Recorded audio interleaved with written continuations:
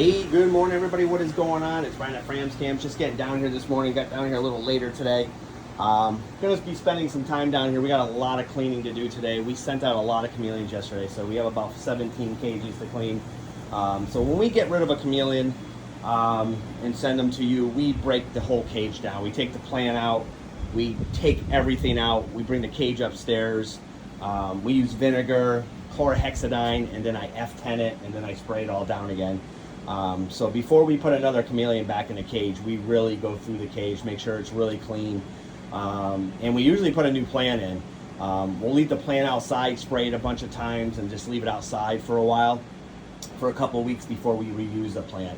If the plant's kind of beat up or just doesn't look good, we just replace it. We just don't mess around. We don't want to take any chances. You can see, got a little bit of a water issue right now. We got to figure this out, even with the tray there. Because we miss so much at night to get the humidity up, it still finds its way on the floor, but these floors are waterproof. They got epoxy on them. It doesn't really matter. I just got to wipe it up every day. But yeah, we have a lot of chameleons that we got to move around today, actually. So today's one of those busier days. We got a lot of gravid females right now. We're excited. This one looks like she's looking to start digging. This is going to be an amazing blue ambanja. You can see how gravid she is. She's gravid. We got about 25 gravid females right now at Fram's Camp. So we've been up in the breeding again. We slowed it down for a little while. Sales seem to be a little slower, so we don't want to overdo it. I think a lot of people just want to breed, and get a ton of eggs. And you don't want to sit on that, guys. Trust me, it gets very expensive to feed. And it's not that easy to get rid of them sometimes. However, our sales have been going way up again. So we're going to increase the breeding here at Fram's Camps again for a little while to make sure we have enough eggs for you guys. We try to figure it out month to month, but obviously, you know, the numbers change. You know, we do have a great website now, and Shopify really helps us with inventory and showing what we, what we did the month before, what we did last year. Should we, try to get more babies around Christmas, because obviously everybody wants to buy chameleons for people for Christmas time, stuff like that. So we always look at those numbers and try to, make sure we have chameleons during those months. However, they don't always hatch when you want them to either, and sometimes they all hatch together. I had 5 clutches hatch this week. That's a lot, especially for someone that doesn't have the cage space, because you really should be individually raising these guys. Make sure you buy from somebody that's individually raising your chameleon, guys.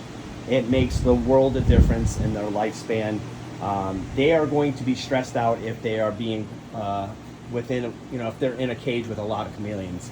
They're going to be stressed. They're not going to be eating correctly. They're not going to be getting enough food, the supplements that they need. There's going to be a couple chameleons that are going to be eating everything, and there's going to be a few that are just not getting anything. So make sure you are getting a chameleon from a reputable breeder, not somebody that's doing it in their closet or in their living room and calling themselves a big breeder. Or, a lot of people have these cute names out there and they're like, oh wow, he must know what they're doing. That doesn't mean they know anything. There's so many people doing it wrong right now. It really makes me upset, because the people that are doing it right, they're lowballing us selling them a lot cheaper, lying to you guys. The way they're breeding them, how they're keeping them. But some of them are not that bright. They actually will post how they're doing it. I've seen it the other day. Somebody that calls himself a respectable breeder, and there was probably 13, 14 chameleons in a one Reptibreeze cage. Don't buy those chameleons, guys. Trust me, you will not have a good time. You're going to be upset because that chameleon's not going to do well.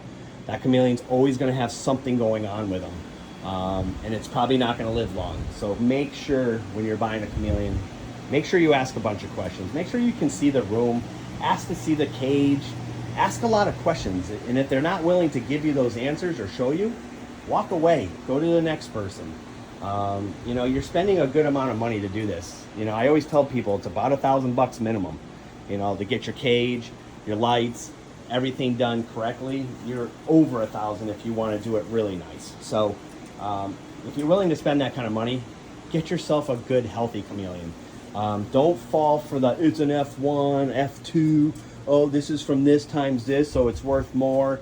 don't fall for some of that. If you're looking for a chameleon for a pet, those numbers mean nothing to you, honestly. Get a healthy chameleon. That is the most important thing. Don't fall for all the crazy lineage things. You know, some people want to just brag about their lineage, and then you look at their room and they're not feeding or cleaning or doing anything right. You know, they want to spend more time on their internet paging, making like their chameleons are better than someone else's, and they're not, trust me. We all have the same lineage by now. There's not too much different lineage out there. You know, people bringing in wildcats, yes, they're getting a new line, but that doesn't always work out so well. A lot of those wildcats don't make it. They come sick, they're full of parasites. They can pass that on, don't forget about that. They can pass that on if they don't take care of the parasites first and try to breed them out right away. That can be passed on, so be careful, guys. There's a lot of things that people are doing and they don't know what they're doing. You know, I'm not saying we're experts here by any means. We've just learned as we've gone. We've listened to the right people.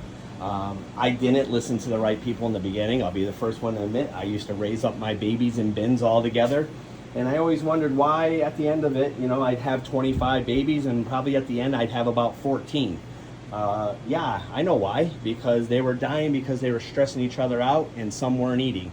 And there's alphas all the time that are just eating everything. So again, get a chameleon that's individually raised, guys. It makes the world of difference. That's about all I got to say. I'm going to get to work. But again, I love you guys and I will talk to you soon.